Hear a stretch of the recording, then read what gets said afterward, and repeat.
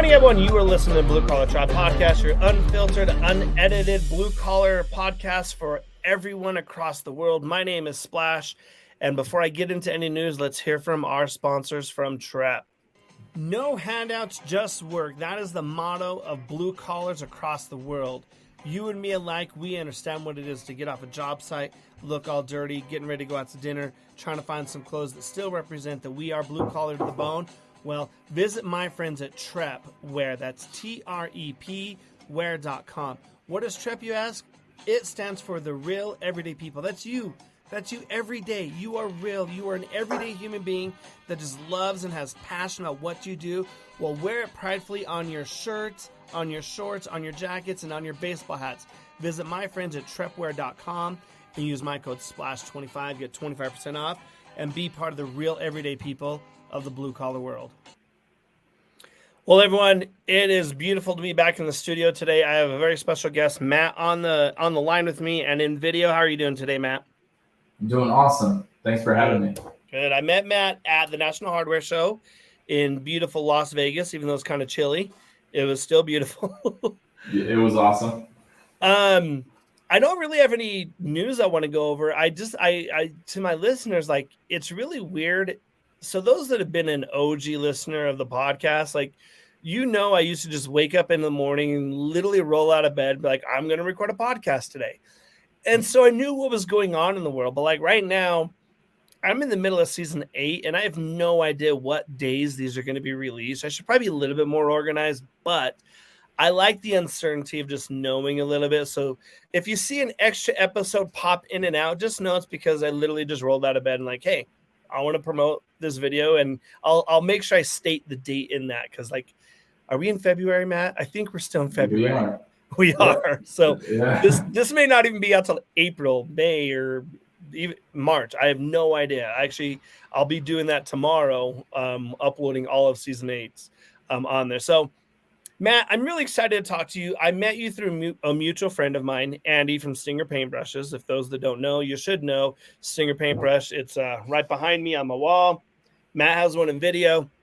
I love this brush. It's been a brush that I've used for, honestly, I think I've used it since Andy released it. Like, if I'm being truthful, I've used this. So on the YouTube and Facebook videos, the title of this episode is What is Prototype House? We're going to learn. So if you're a contractor, make sure you unbuckle your seatbelt and listen to this, because I know every single contractor has said, hey, I like this tool, but I have a better way of making this tool function for me. And Matt's your boy. He's going to walk us through what a prototype really is and what that means. So, Matt, if you can, give us a little bit of rundown of what your business is that you do, and then we'll dive deeper into that. Yeah, absolutely. Well, first I want to say, Splash, thanks for having me. It was great meeting you at the National Hardware Show. And it was really cool to see a lot of our clients have their first time booths at the show. And we have a lot of experience with hardware and designing tools. I'll tell you a little bit of background about me. I was actually developing for Husky Skill Workforce and Craftsman before I jumped in and started and founded Prototype House. So Prototype House, we've been around for almost 10 years now, and we're a full service product development firm. So we help entrepreneurs and inventors from initial concept all the way to manufacturing. So we'll help with initial ideation and figuring out what the tool or product is going to look like. We'll 3D CAD and do all the engineering for your tools to make sure that it's going to work. And for example, like Andy's brush, he had a lot of specifics on the internal structure on how it was actually going to function. So we did all that engineering and helped him set up manufacturing to actually get the product made. So when he came to us, he just had the idea. We helped sketch out what the final design was going to look like, helped him with packaging, branding, and then what sets us apart from a lot of these like invention companies, I like to say, is we're more of an engineering firm. So we actually develop products. We're not blowing any smoke, not promising any sales, anything like that. We're actually going to tell you what it's going to take to go from idea to a product manufacturer that you could pitch to a Home Depot or a Lowe's. And that's what we're here for. So usually we also have 2 sourcing trips every year where we actually take clients with us and we'll go visit different factories. And they'll be here in the US. We also have gone to China, India. We've gone all over the place. But we really pride ourselves helping everyday entrepreneurs and inventors from concept to production. I may have to join you in one of those trips, Matt. I'd love to see that. Yeah, welcome. So now I've said this before, and I got shit for it the last time I said it, so I'm going to say it again and get more shit. Listen, I like everyone that invents a tool, but your tool's not $1 million idea. I don't know where that phrase came from, but like, is it hard for you in your position to like, do you get people that say that to you when they first contact you? Like, hey, Matt, I got this $1 million idea. Is that a common word you hear a lot? You know, it is. It's, I've heard, I'm going to make millions and millions. I'm going to make billions, I've heard. And, you know, it's very hard to, you know, you have to level with that person. And I've seen so many entrepreneurs go through this. And basically, to get your product out there, you have two options. You can get some protection on it and try to license your product, or you can venture out and create a business out of it. Can you make millions? Yeah, you can. It doesn't happen overnight. It takes a lot of time, a lot of work, and you have to invest a lot of money and time before you can get there. So we've had clients that sell into Home Depot who have been on HSN, and we also have some videos where you can hear some of their stories on how they got there. But it's very unlikely to have an overnight success with any product. You know, look at Eddie, he's been on he's been on the market for some time now, and it takes a lot of time and due diligence to get some traction. And he's had a lot of close calls of getting into Home Depot and Lowe's, but he doesn't have enough SKUs, you know, and some of these bigger brands have promotional dollars to push better products that should be in the store out, you know, away from where they are. So I hear that all the time, you know, oh, this is $1 million idea. Maybe. I can't validate your idea. I'm not gonna promise you anything, but I'll tell you how to get to where you want to go. Yeah, that's interesting. And it's like, I think that you and I, and just the brief conversations we've had, like, we're very real. You have to be very real with people up front. Like, it's not that we don't like your product. It's that we know, we've seen it, you know. I don't have a prototype house like you. I don't run a business like that, but I'm on the social media side of this world. And that expectation sometimes it's hard. You know, when I work with my brand Splashco Media, and I tell people like, hey, we're going to help you build your social media. One of the very first things I get is, well, what are we going to go? How long till I go viral? And and I tell them, I said, listen, I can't guarantee you viral, you know, because when I say the word viral, Matt, when you hear the word viral on social media, what number comes to mind? Like, if you post a video today and you got back on social media 2 hours later, what number are you looking at? I'm thinking a few 100,000 views. Okay, so we'll say 200,000. So 200,000. 200,000. Yeah. See, for me, viral is 1 million or more, but I have 20 plus videos that have over millions of views. You know, so it's a different space. And I bring that up not to brag, but just to say, listen, like, the point of view of two different content creators is truly that. Like, I don't know, you know, like, I remember getting 10,000 views, like, oh yeah, I remember when I got 300,000 or when I got 3,000 followers. Like, it's like, yeah, we're doing it, you know, and it's awesome, you know, but you have to be real. So if you're an inventor, you know, before we go any further on this, we're already 10 minutes in, but I just want to tell my listeners, like, listen, save this episode, because we're going to break down some things in this episode that we're going to walk you through. But I will tell you this, those that know Splash, like, I'm kind of all over the board with the conversations. I'll always will it back in, and we'll get to the point of the conversation. But sometimes my guests, like Matt, like, he'll say something, it's like, oh, let's talk about this. But we're going to touch from A to Z. I want to talk about from start to finish of making a product. So I will give you an idea, Matt. I have tons of ideas, and I told you, like, I run with it. I don't care. It doesn't matter to me. I have no desire to be a tool inventor, but I'm obviously a painter. Painting is my trade set, and carpentry work. I just love it. I love all that. So I've always thought I should paint my house on stilts, because I'm only 5'10", maybe on a good day 5'9", but I've always thought, hey, what if I got stilts that I could just have a button like near my waist that kind of moves me up a few inches. So let's just Okay. let's have this conversation. Like I'm coming to you now, Matt. I got this $1 million idea. All right, what is it? Okay, I have these stilts that I created in my garage, and they're going to raise me up to 12 inches. So I'm going to start off at 12 inches, but I can go up to 24. But I think with someone smarter than me, we can get this up to 36 inches. Let's start selling today. Well, one really cool concept. I would say I've walked on stilts and it's difficult. I look like a clown. I just pulled that out of my ass. I just want you to know. Never thought about that. Well, so as an entrepreneur, I would tell you got two things. Okay. One is you have the mechanics of just the stilt itself, and then you have the electrical component of the product as well. So you have to develop both of those. And then before you get into any new product idea, I highly recommend doing at least a general patent search. Go on Google Patents, go on uspto.gov, and just start searching and searching. You can also do you offer that service? So we don't do patent searches. We're not any related, we don't do any patent work except for patent drawings. But we would refer our clients to a good patent attorney so they can do a professional search. Or we usually tell our entrepreneurs, hey, you could do a general search by yourself first. If you don't find anything, or you find some things that are similar, talk to a good patent attorney and see what you should do. So let's say, and that's that first gate, right? That's your first door. Let's say, Splash, we go on Google Patents and we start searching, and we find something called, automated stilts, right? And you have a little joystick instead of a button.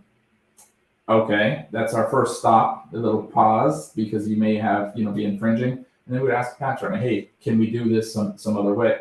Or, green light, we can't find anything, and then we'll move forward towards production. But then I would also tell you, for a product like this, it's going to be a significant investment, So, for example, a patent application can easily run you between, on the low end, $3,500 to $15,000. And then general development to do the engineering plus the electrical engineering, depending if you source the parts and everything else, you're probably in the neighborhood of $25,000 to $35,000, including some parts and prototyping, things like that. Now, real quick, hold that thought of the next thing. I know we're talking about my made-up stilts right now. Yeah. But are you looking at, when you're throwing that number of $25,000 out, is that because you're looking at the material that what's in that? Like I can see your brain turning like, okay, I know you have all these metal parts. You're going to have some motors. We got to test a few out.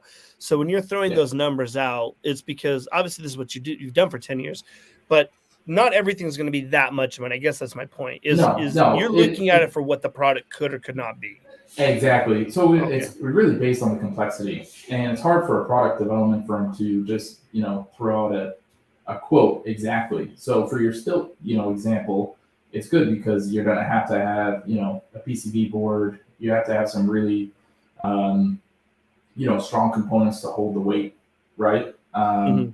You'd have to have some pulleys, some things to offset that load, and you have to think about, you have to build out the CAD file, you have to engineer all the parts. What is a CAD file? So a CAD file is a computer-aided 3D model that we build and engineer all the files. I could actually show one live on here, potentially. Let me see. That would be cool. Let's see here. So while he's looking that up, I'll say this about a patent. There was a patent doctor at the trade show. I don't know if you saw his booth or not. I've reached out to them and invited them on the show at some point. So maybe you've already heard the episode because I don't know what order I'm putting these in. But there are a lot of there are companies out there. So more of what I'm saying is don't be afraid to put a product out there. The worst that's ever going to happen, I won't tell you the company name, but I was talking to a company yesterday, and I literally asked them for a free product. But that's just me. That's just who I am. But they also know what they're getting with me, and there's a bigger conversation. And without hesitation, he's like, yeah, but it's a $12,000 product. But the worst thing that anyone's ever going to tell you is no.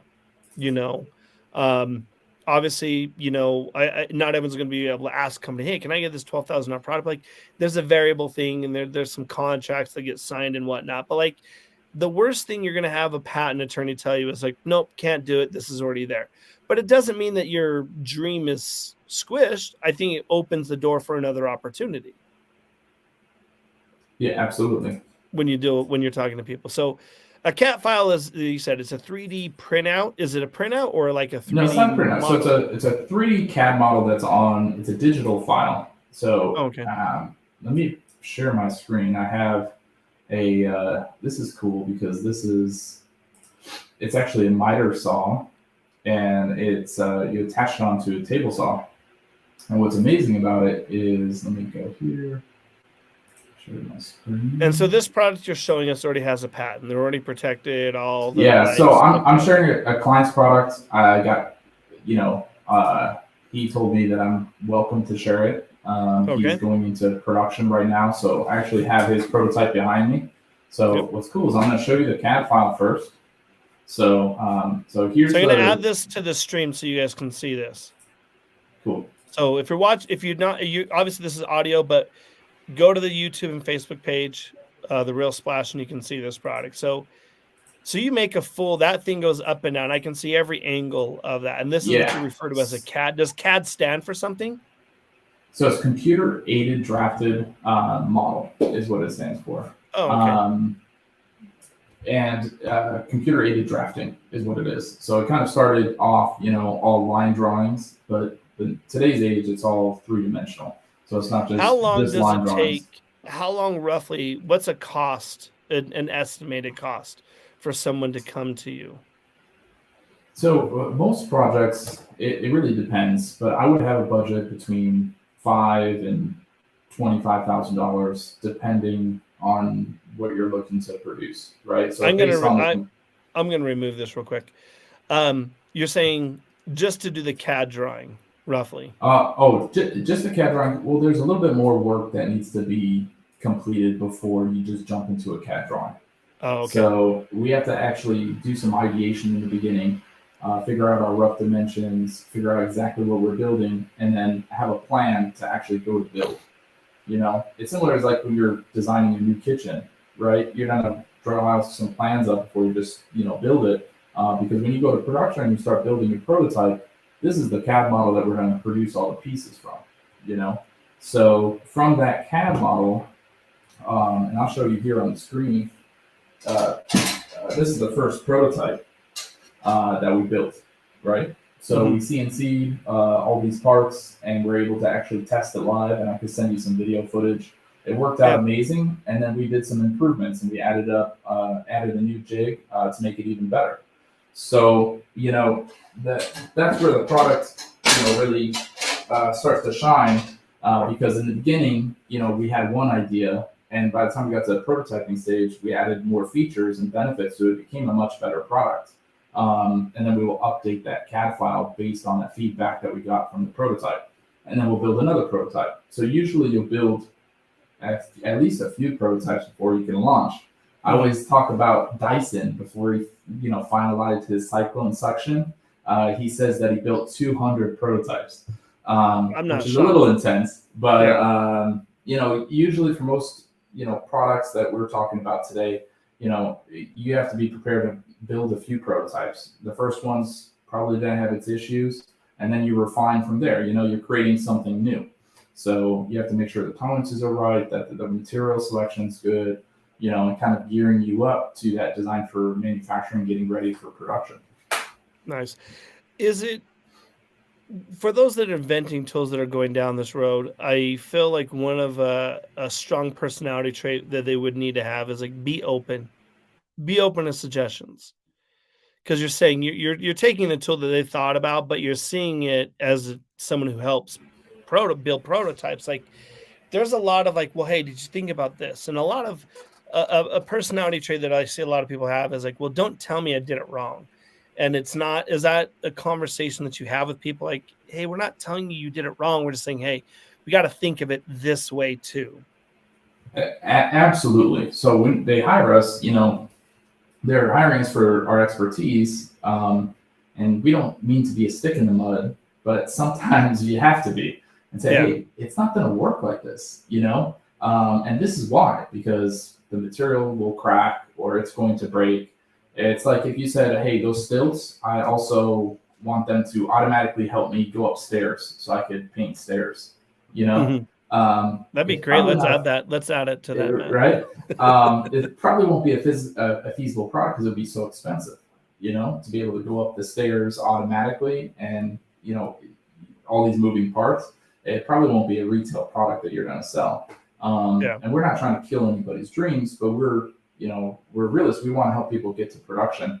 So if we feel like it's a product that can't be manufactured at a reasonable cost, too complicated, then we're going to tell you, or if there's a better way to do something, by all means, we will do that to get it right.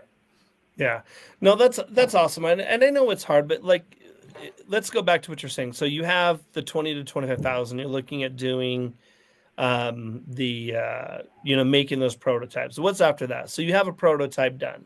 What's the next so let's say you have a prototype. So first it's ideation, coming up with the concept's going to be, you have your CAD model, you do a prototype, you do some refinement on the CAD file. Then it's time to do some technical drawings and get some quotes for production.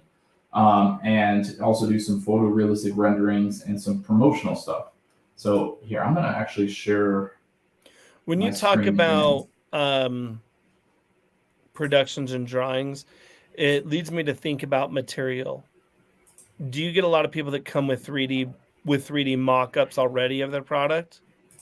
So we have that too. So we have clients that come to us with just a sketch. We have customers that come in with just a cardboard prototype, right? And they really thought it out. That's awesome, right? Because they already did a lot of that ideation. And then in that case, sometimes we can jump straight into CAD because they really know what they want to build, which is great. They did a lot of that due diligence in the beginning. And if they have a 3D CAD model, so there's some of these invention companies that will charge you, a few $1,000 and they'll give you an animation or what they call a virtual prototype. But there's no real engineering. Nothing's been done, so you're not going to go to production with that. But if you came to us with that, we can base the new CAD model off of that and kind of jumpstart and get moving. And I wanted to share with everybody a old presentation we did for Lowe's. It's kind of fun to show. So most everything you're talking about, you have in-house, with the exclusion of you don't do the research on the patents. Yeah, we do everything in-house. So here, if you can see the video, this is a prototype of a product we did called a Perfect Spout. And the premise of this invention was a tool that you could open 1 gallon paint cans, and then you can snap it into place. And then you have a perfect spout to pour no matter the viscosity of the paint. So the one on the market right now kind of sucks. I'll tell you, I've used it before and it always falls off. I won't tell you the name of the company, but we all know who. Yeah, and then the paint gets in the rim here, and we have samples of this. I'll send you a couple of samples. Nice. So this was a pitch deck that we created, and we, obviously we created the logo. And my old business partner, Francisco Molina, I'll give him a shout out. He's still in the world of tools today, and he's a powerhouse. And he's the one who I've heard of him. I've never met him, but I've heard the name. I've heard of Francisco. Yeah, he would be a great person to have on the show. I'll connect you guys. Personal friend, old business partner. He's the man when it comes to tools. I would say a good percentage today at Lowe's and Home Depot touched along the way, including myself, but he's the guru.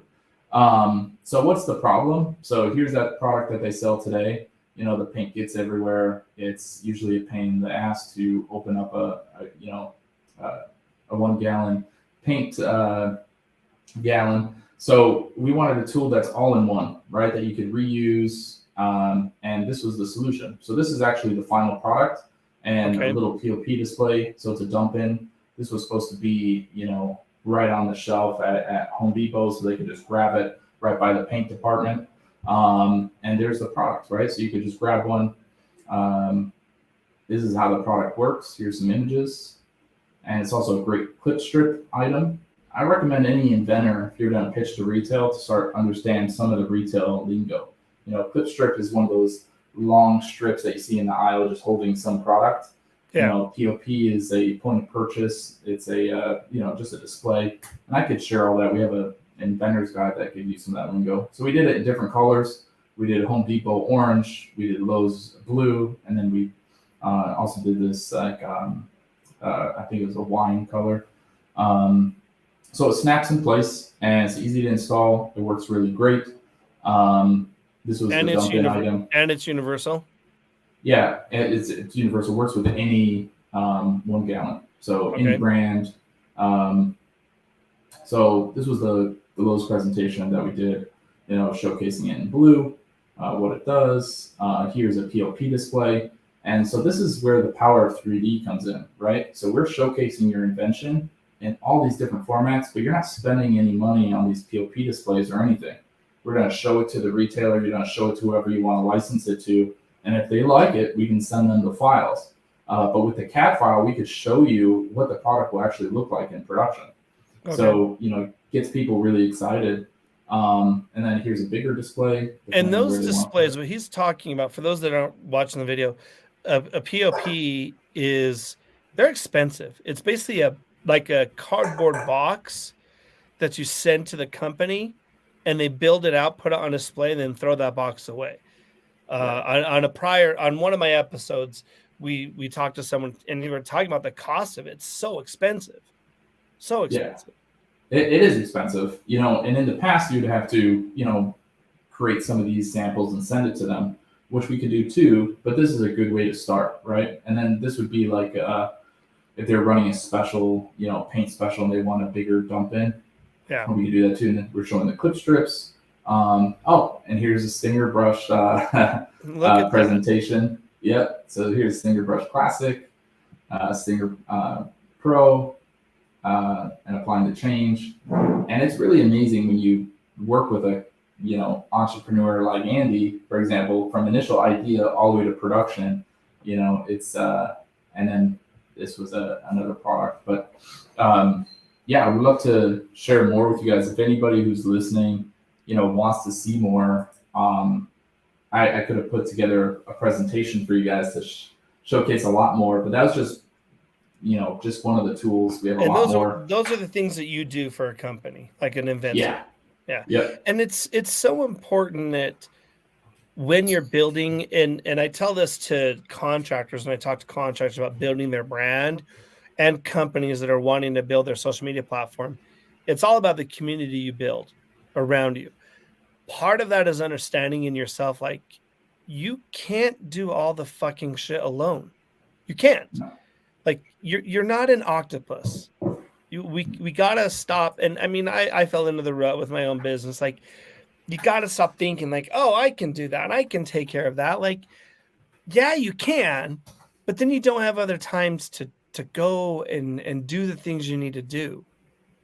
And that's kind of one of those quirky things that's is a 2023 motto I'm trying to tell everyone. Like, listen, use your strength. Let other people show you what they're capable of doing. Some of those things cost money. Some of those things people just do out of the kindness of their heart, and I am a firm believer, more so than it takes money to make money, it takes understanding what your goals are and knowing that you can achieve them if you're willing to let other people work with you, not against you. So I have some more questions for you, Matt. Let's listen to our sponsor, and we'll be back. Cool. Hey everyone, Splash here with Monkey Rung Products, your go-to ladder safety and paint and accessories. Let's first talk about their paint accessories. If you're going through rollers and just tired of throwing them away or just don't have the time to clean them, they have the new Spin Pro and Spin Pro Mini available. It's an amazing tool. It'll do your 3-inch all the way up to your 18-inch if you have the wherewithal to use those monstrous rollers on the job site. Also, their ladder accessories are amazing. It's like having an extra hand up on the ladder, but safely being able to access all your tools that you need to get the job done.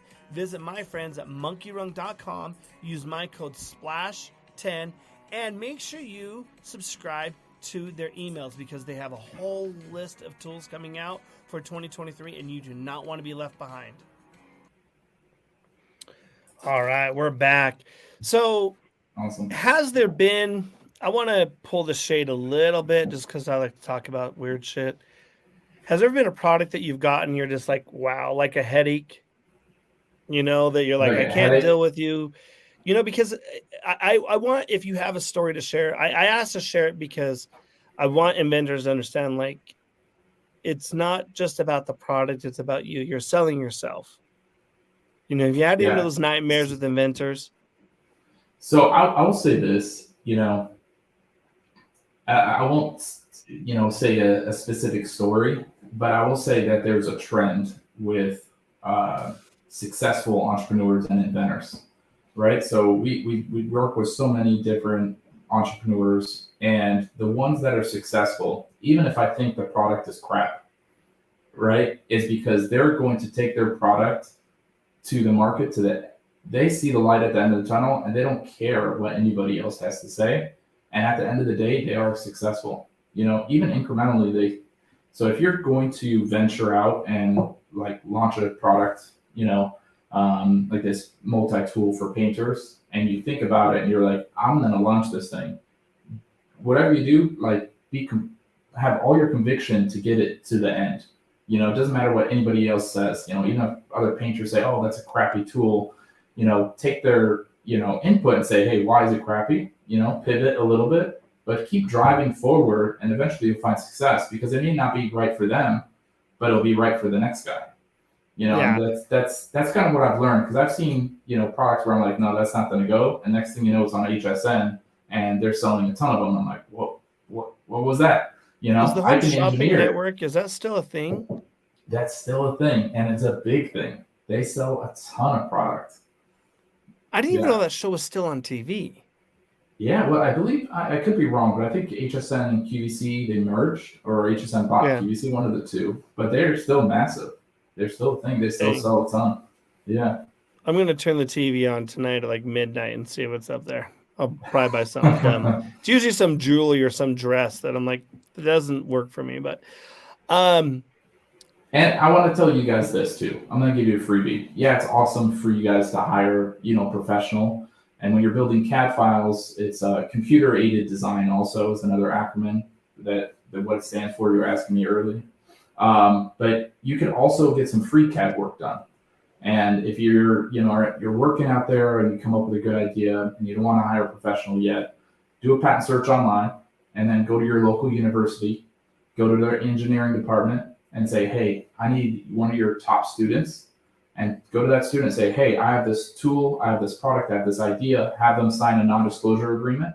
You can get one easily. There's or you can take one from our website or ask a attorney. It's just a mutual non-disclosure agreement, so they don't share your invention with anybody, and then ask them to build the CAD file for you.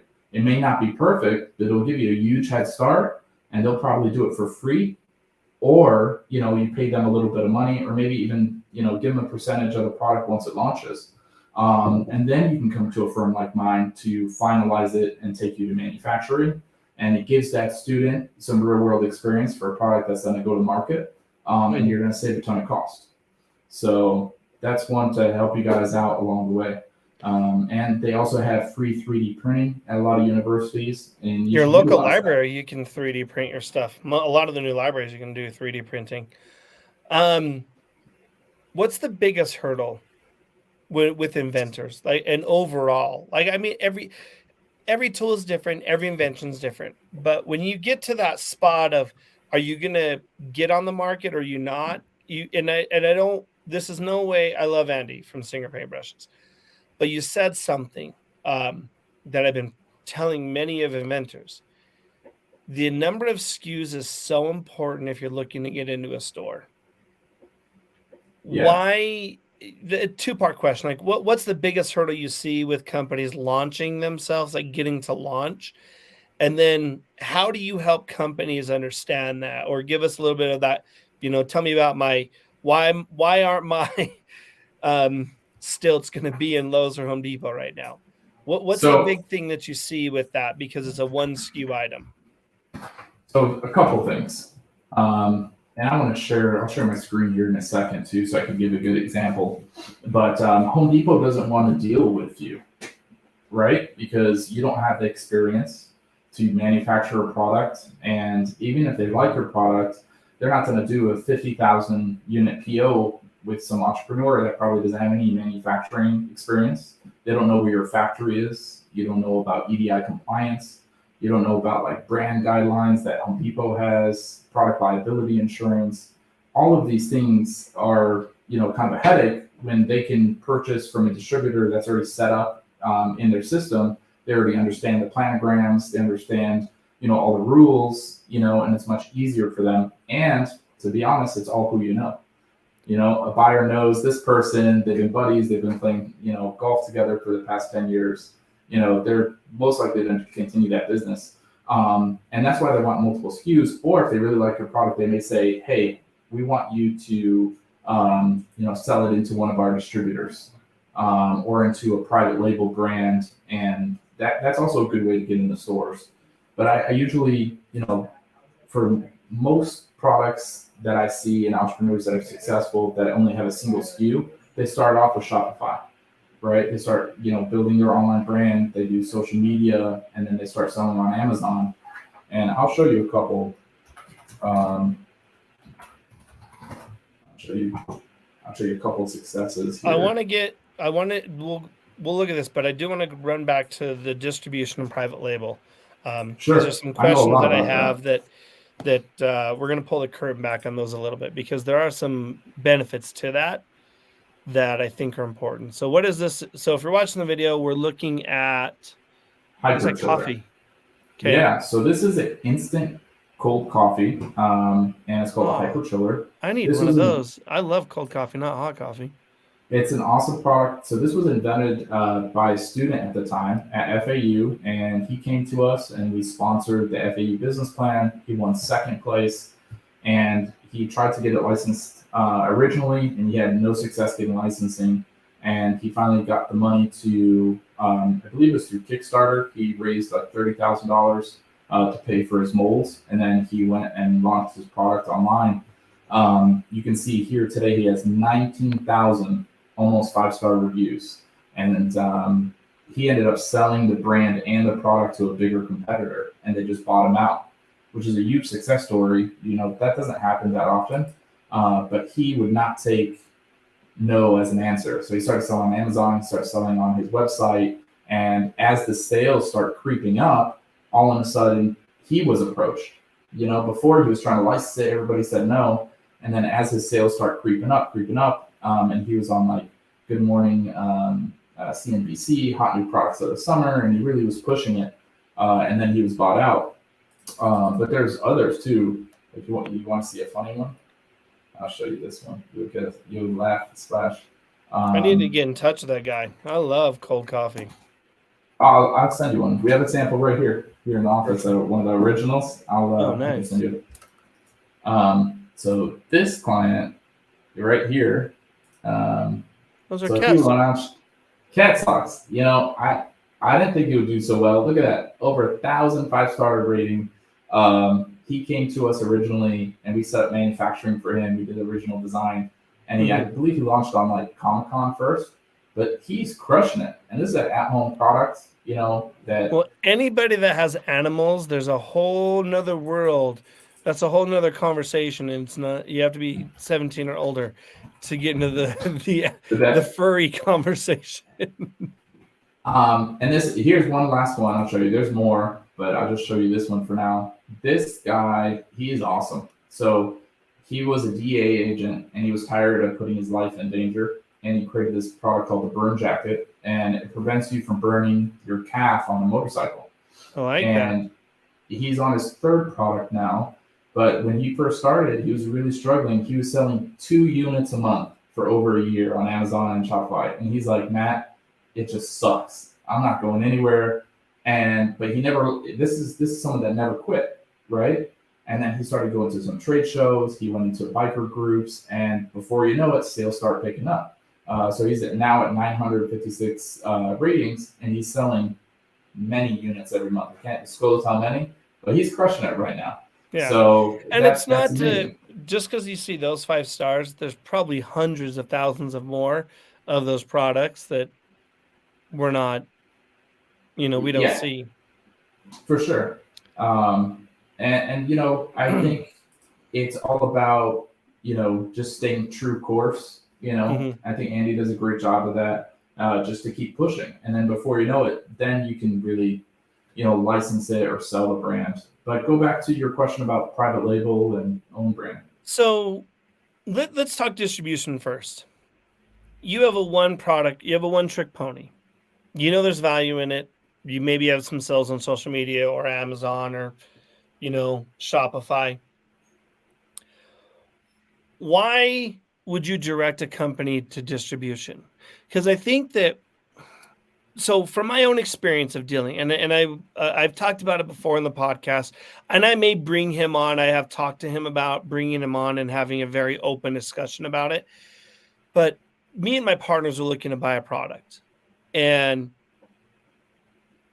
there was just nothing we could do to get through his mind that, like, I don't know how to say this the right way, but just fucking say it, Splash.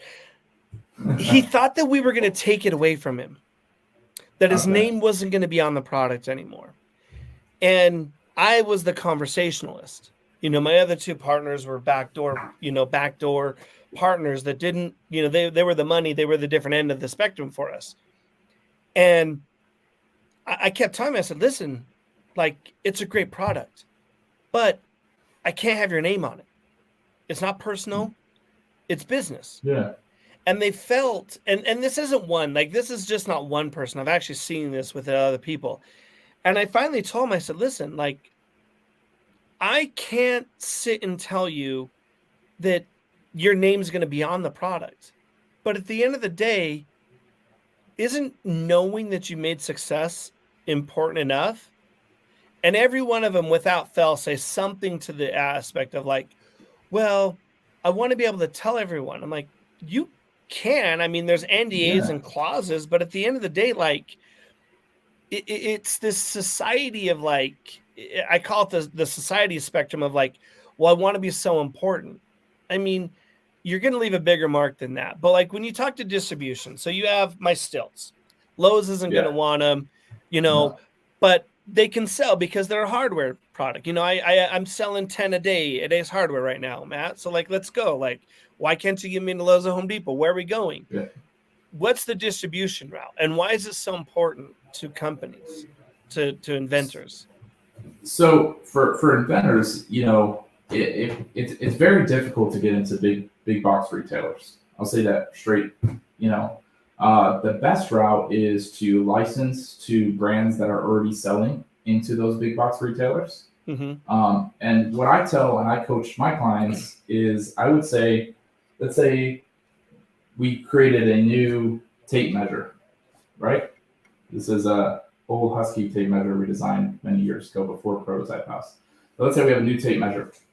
I would make a list of all the competing tape measures. I would make a list of brands that sell tools but no tape measures. I would make a list of all private label brands. And then I would make a contact list for those three lists. And all of a sudden, you start building this list of exits, right? Or sales channels for your product. And then it's always easier to license or sell a product if you have real samples. Because what do buyers and distributors and everybody wants to know? Well, how much money am I going to make? You know, how much is your tape measure? You know, or I can say, oh, I'm producing it for $3. You know, we could, because of the cool features, you could easily sell it for 30, right? And I could sell it to you for 15 or 12 to give them a little bit more, some more points in there. That's what they want to know. And then they would say, you know, have you sold any? So like the example of the Hyper Chiller, yeah, I've sold a ton. You know, I'm selling 1,000 a week on Amazon. You know, can you imagine how well I'd do if, you know, you pushed it out even further? And then or you put Rachel Ray's name on it and sold all. Yeah, right. Oh wait, wrong celebrity. Who's in there? Rachel Ray would be probably good. I mean, there's so I walked in. There was a totally off key, but there was an air fryer, and it had who's the girl that was she was an ET? I think Drew Barrymore.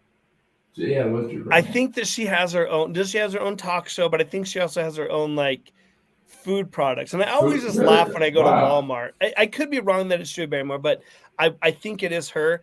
And I was telling my wife, she's like, there you go, just another celebrity putting their name on something. You know, she Yeah. didn't invent that, right? I'm like, probably Yeah. not. Probably not. Probably not. Probably Someone not. probably sent it to her and used it and say, hey, I got a name. I like your product. Let me distribute it for you. Yeah, let them rip. I say let it go. You know. But you're not losing.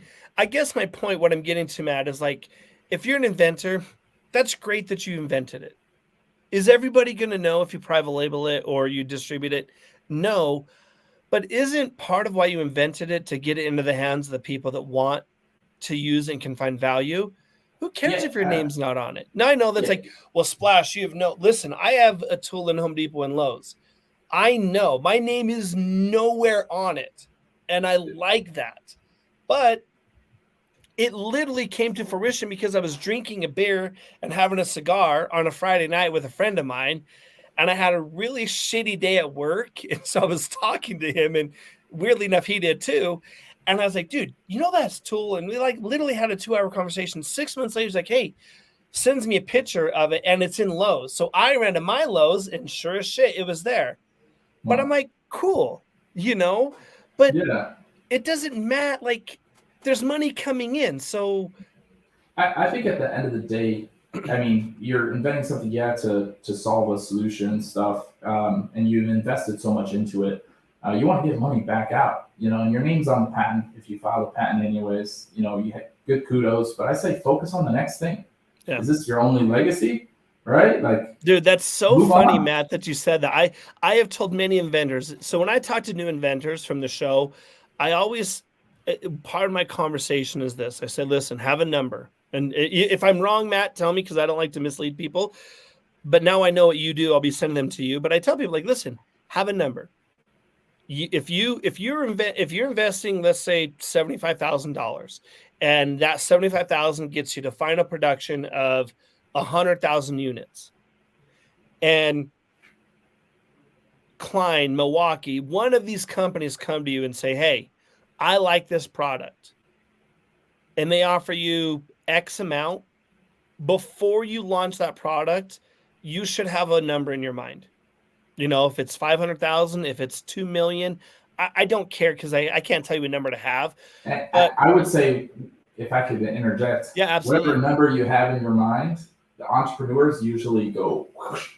I would like cut it in half, or even cut it in three, you know, a third, you know, a quarter of that. Because, and if you get a Milwaukee, a Husky, or like HDX, or someone in you know, interested, and they're giving you an offer, I say take it.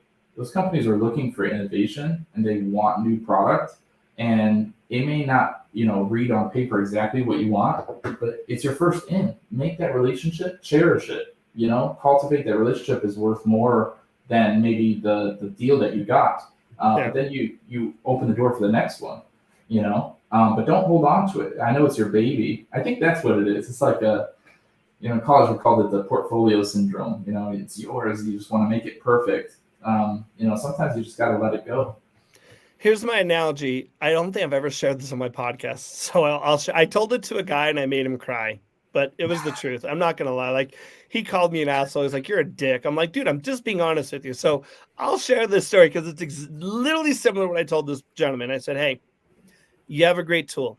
You have like 10 other products. I signed an NDA on them. Like, I know what you have in your pipeline. I said, listen, being a tool inventor is like being a parent.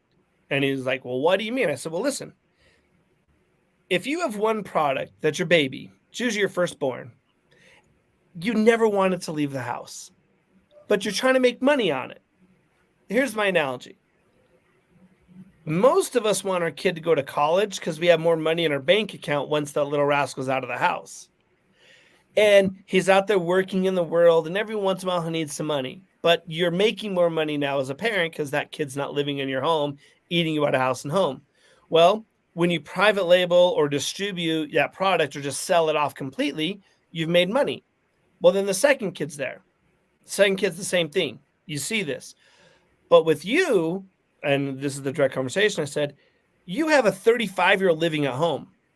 Every once in a while, he gives you $200 for rent because he made a few sales. Your product made a few sales on Amazon that month, but it's nothing. I said, listen, you got to let it go. Yeah.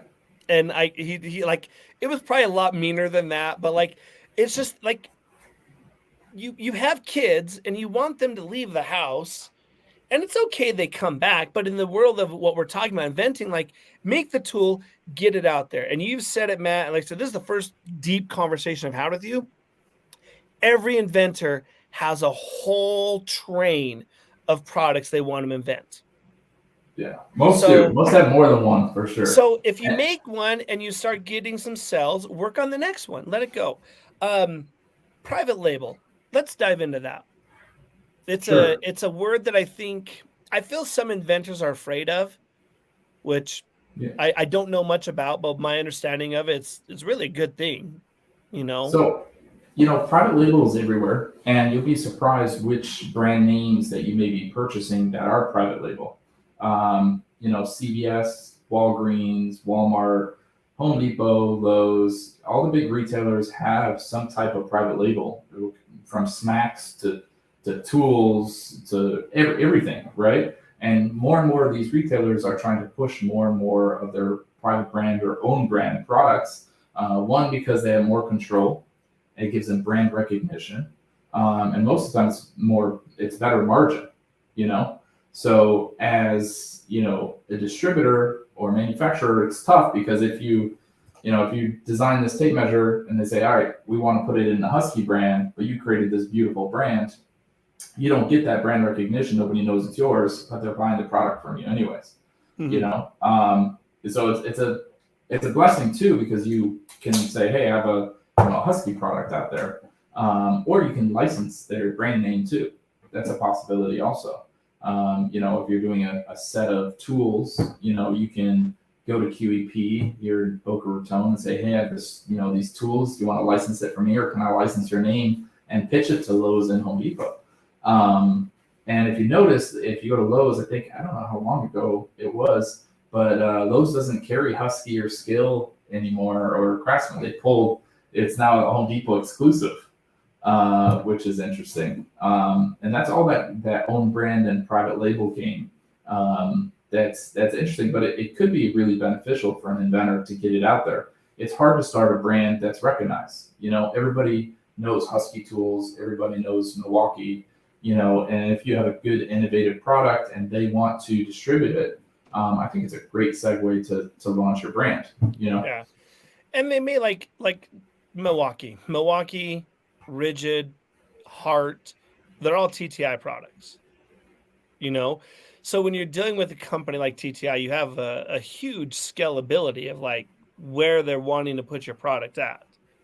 Yeah. HDX is Home Depot's their thing, but I know that like coloring is important. You showed us in that video, that 3D model of what you're sending to Lowe's, saying, hey, this is what it's going to look like in your store. I think that where a company like Prototype House comes into play is like, you've made a product, but let someone else. It's like in football. You're the quarterback. You invented a tool. Hand it off to your running back or throw a deep pass. Like, get it in someone else's hands and let them get you 30, 40 yards down the field. Then come back and you'll get that touchdown, which is selling. But if we can, let's go to My World. Sure. There's another thing before we get to My World. Kickstarter. Give us a dummy down version of Kickstarter, because that was one question. So one of my sponsors, Monkey Rung, they got a new CEO. That episode's already out. It's a great friend of mine. They launched a new product, which is the Spin Pro. In the Spin Pro Mini, they have the Monkey Rung line, which is a ladder accessory safety tool. Awesome. They may be there. I already know right now, like I said, at the recording of this episode, I already know 5 tools that are on their way out.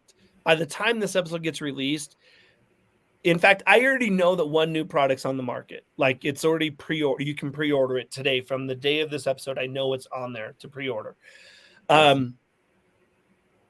It's okay working with smaller companies because they're just creating more SKUs. Do you feel that way with, is that a direction that you would guide someone saying, hey, listen, like we have this, we'll just use Monkey Rung. I don't know if you know who that is, but like if you have a relation with Monkey Rung, say, hey, look, they already have some SKUs. They're already in 20 different stores across the world. Like their product, what you're building is a great product for them. How would that go? So we'll just use the stilts as an example. So if I called mine Every Step Counts stilts, but I'm not getting good trademark. That's great. That's awesome.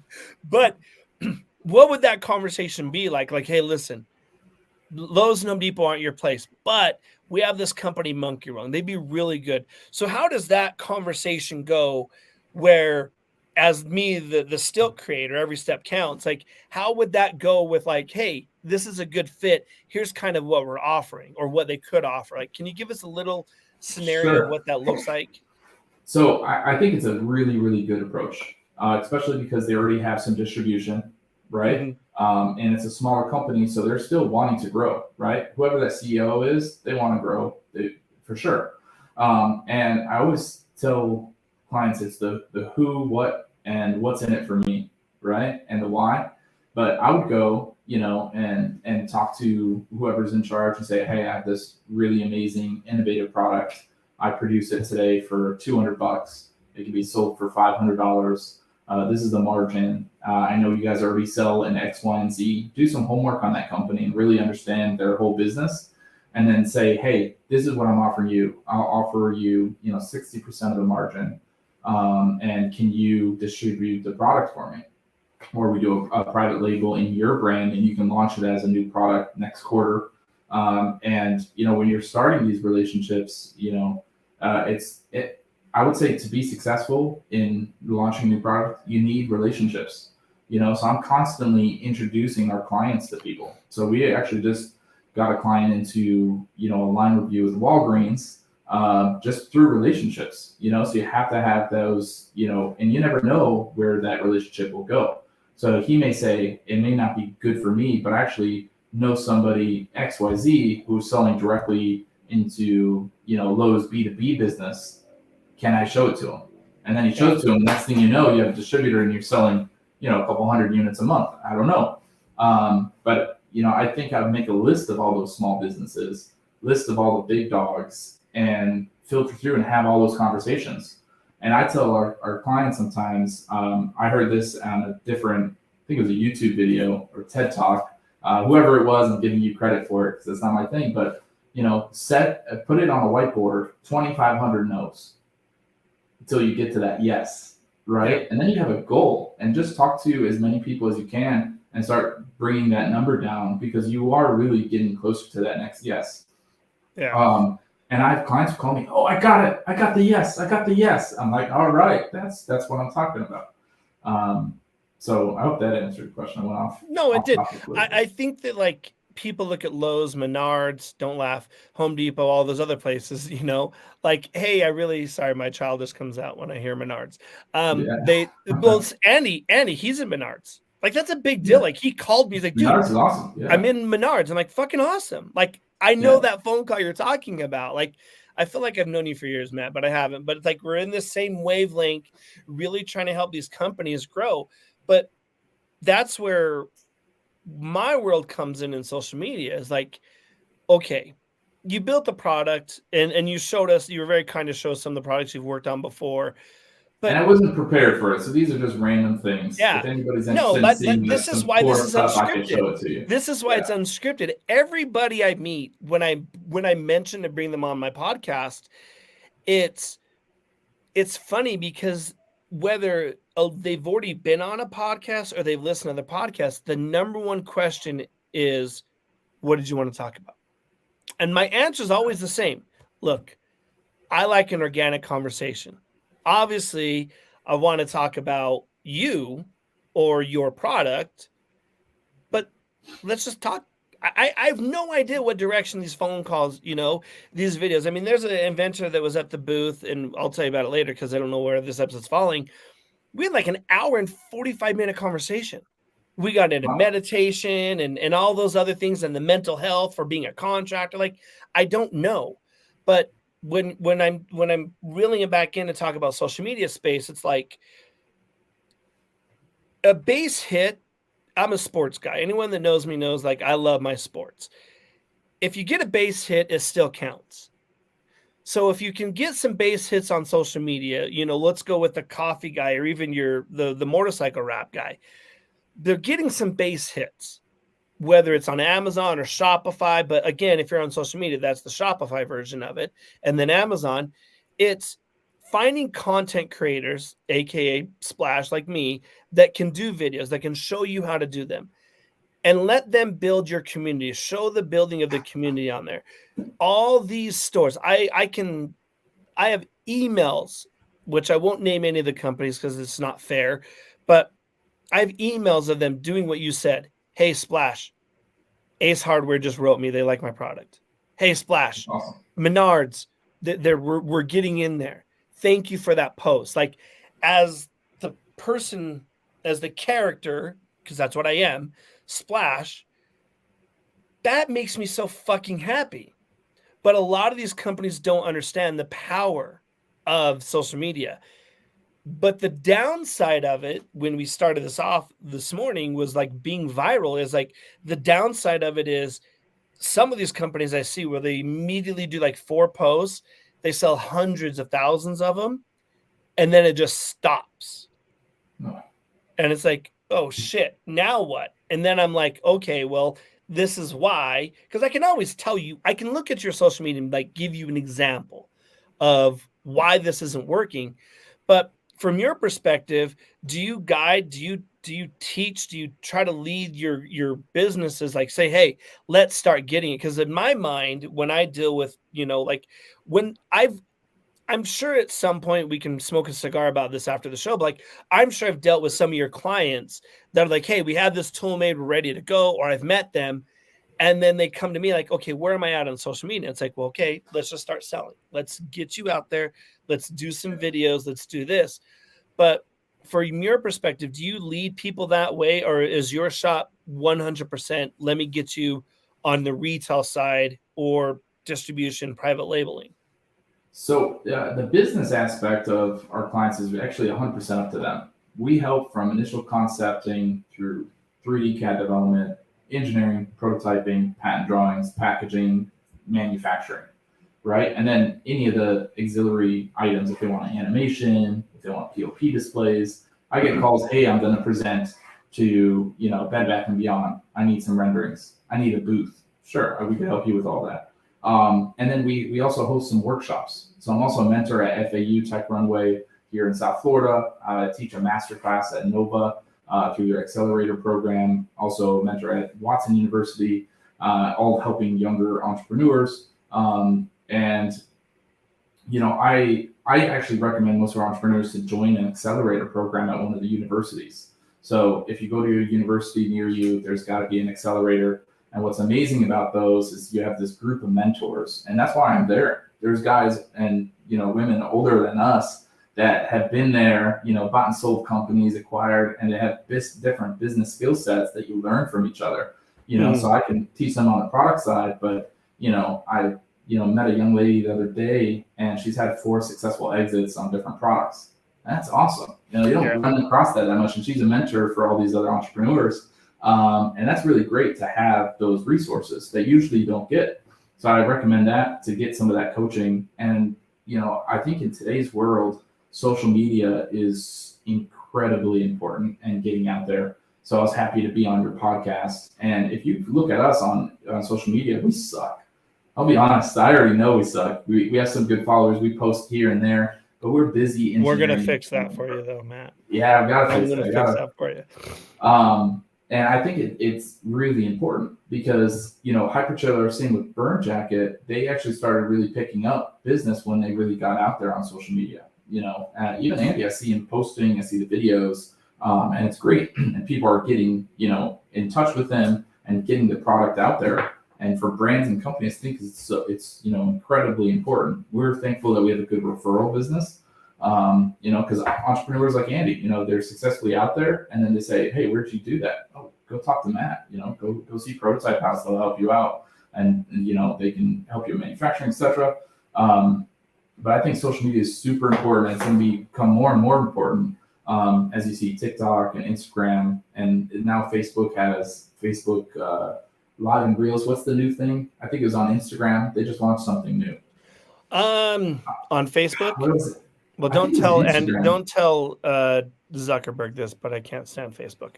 But I do use it. They're important. It's all intertwined. It's amazing. The intertwinedness of companies. Like now, TikTok is asking if you want to connect to Facebook. It's interesting, and I may not be the first to say it, but I'll say it aloud. I think TikTok's on the way of being bought out by somebody. It's interesting to see they're getting ready to launch 10-minute videos on their platform, which are going to try to compete with YouTube. And YouTube Shorts is just fucking killing it right now. You know, they've already surpassed TikTok and Instagram viewing on their reels and videos.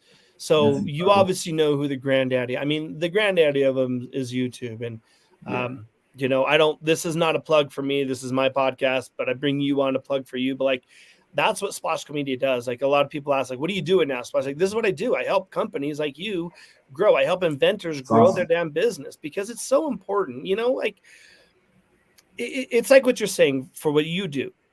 People are creative in their ideas, but there always is a roadblock. Always. Very rarely. Like I actually talked to a tool. I'll show you real quick. I talked to a tool. He's been on the podcast, Talent Tools. Great product, good marketing. It's very rare that I see a company like that like literally did A to Z for himself, but he's been doing it for years. And that comes with what you're saying, that experience. It's okay to make a product and sell it. It's okay. And that guy, you know, the Talent company, they do so many different products that it's literally like him for right now. It's like going up an escalator to get more tools, going back up and selling it, then going back down and buying new, you know, it's this revolving door or escalator, whatever we want to use on that. It's such an important part of that.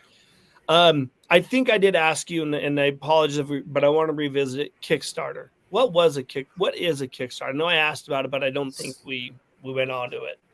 Yeah, so Kickstarter is a platform where you can raise funds, right, and share your product.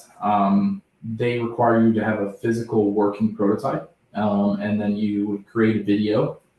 This is just a high-level explanation. You create a video, create a campaign, you create some reward structure. Maybe you get one product when you get ready to launch, or two products and a T-shirt, whatever the case may be. And then you launch your Kickstarter campaign and you start marketing it so people can back you.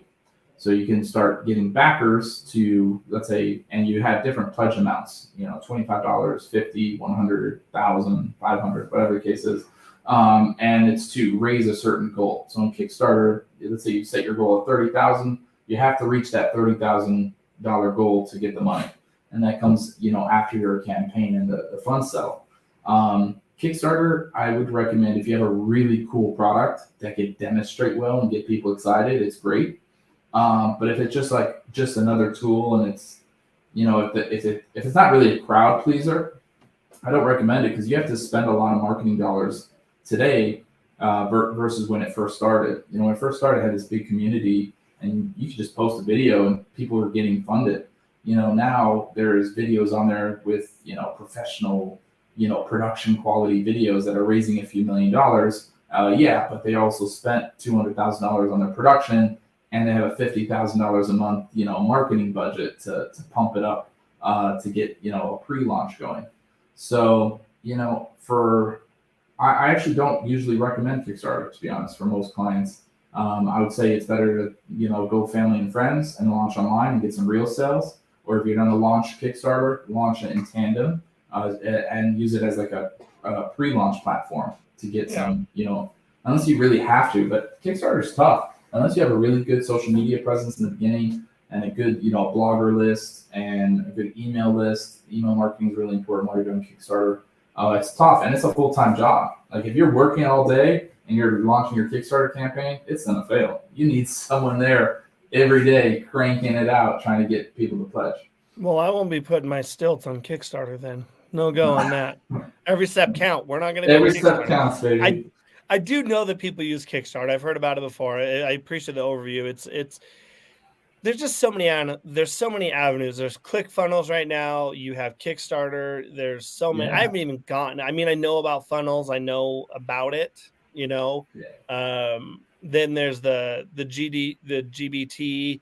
For GPT chat is amazing. Yeah, I mean, it hands down to like write scripts for products and to write packaging details. We've been playing around with it. It's been awesome. You still have to tweak use it. it. We use it for social media and our online course production on there because it's.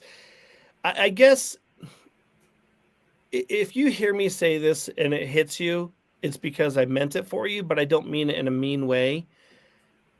No matter your age, you gotta still be with technology. You got to, you got to lose some of those old habits. And this includes me, I'm very particular. It's okay if you're particular, but like, my kids like to come to me sometimes. Like one of my oldest is like, "Hey dad, so I'm using this chat GBT thing." I'm like, "Yeah, cool. Me too." And he looks at me like, "What?" He's like, "Dad, why are you using it?" I'm like, "Why are you using it? You're 17. Yeah. And he's like, "Well, I was going to do some streaming and stuff." I'm like, "All right." And he knows what I do for work. So I love that shock and awe I can give to my kids still because, and I tell my, like my family, my friends, they all know, like, I'm going to know if there's a new app, like I'm on Stimulus. I don't know if a lot of people even know that that's an app. It's pretty cool. Yeah. It's a new social media platform. It's pretty cool. They do a lot of giveaways of money, trying some new things. From my understanding, it's the owner of Sticker Mule. Okay. What is it called again? It's called Stimulus. Stimulus. It's Stimulus, STIMULUS.com. Nice. It's pretty cool. They verify everybody, and again, it's like I have all these different things, and I'll usually try, like I said, Facebook. I am on Facebook. We're on Facebook Live right now. I do use it. Awesome. It's just like it goes back to the whole compass of this conversation is like, if you have a product, find a lane and continue down that lane, work together with, Prototype House, friends and family, and get these out there because your idea isn't dumb. It's just, do you have the time and energy to put into it? Because a lot of these inventors that I know, they actually straight up quit their jobs and are like hoping to hit a home run. And that's why I said, listen, let's hit some base runs. You get some base runs in. Yeah, hit some base runs, get it working, and it can be very rewarding, and it's something that's yours. Yeah. I know a lot of people out there, kind of freelancing and they have their own business, but to have this product out there that people love, it's really rewarding, especially getting a patent honored. It's awesome. It's something that you can leave to your kids too, which is awesome. And we've noticed that, we see like a father-daughter business and he's transferring his patents and the products down to her. And it's cool, it's leaving something behind, especially when you have more than one product. But hit those base runs and figure out what your exit strategy is what I would say. Yeah. And that's one thing that I, when I talk to the exit strategy, I tell people, like, have a number. If you have a lot of products, make a line. That's your jam. Make a line or private label with a company that's already out there and just be that person that feeds them new products. I mean, you'd be shocked. I mean, how do you think Allway Tools or TTI or even HDX, they have a bunch of different people making tools and they buy them out and say, hey, there's value in this. Let's buy it and then run with it. Take a good vacation, buy me a pirate ship maybe. And then like Splash, thanks for helping us grow. Let's get you a pirate ship. Well, Matt, you and I could talk for hours and hours on this. So I'm pretty sure I'll have you on again, talking about it, deep dive. But thank you so much. Where can everyone find you at on the socials? So on the socials, we are at Prototype House, and you guys can follow us, send us a message. You can reach us at prototypehouse.com. If you want to reach me directly, go on LinkedIn, Matthew Bordy. I'll be right there. Email me, call me. I'm happy to answer any questions. I'm usually available. If you're in South Florida, pop in to our office for a coffee. If it's after 6 o'clock, we can grab a beer together, and I'd love to help you out if I can. Absolutely. Well, thank you so much. Let's hear from our sponsor. But before I go, I just want to end the episode as I do every week. Listen, you're blue collar. You're out in the world. Be the person that changes the world for someone else. If you see someone while you're getting gas, acknowledge them. Buy them a cup of coffee. Buy them a drink. Hell, if you have the funds, fill up their gas tank. We are the people that make the world turn because we build the world, but let's start making it turn a little bit healthier. And just a quick acknowledgement of someone saying hi, commenting them, and especially those little kids. If you see those little kids out there, point to your hard hat, show them your drill, show them the hammer, bring a smile to someone else's life, because truthfully and honestly, it's upon us as blue collar people. I'm a firm believer that we can stop some of the madness that we see throughout the world. So thank you so much, Matt. And here is our plant-powered sponsor. Attention Tribers. Plant-Powered Marketing is your cutting-edge marketing agency specializing in SEO, Google My Business, website development, and many other strategies that get you ranked #1 on Google. We're your go-to marketing agency for businesses who want to see real, tangible results from their online presence. Our team of experts has years of experience in getting businesses to the top of Google and generating leads through effective online marketing campaigns. Remember to let us build your next website. Contact us if you want to outrank the competition. Plant-Powered Marketing, 971-570-0511 or plantpoweredmarketing@gmail.com.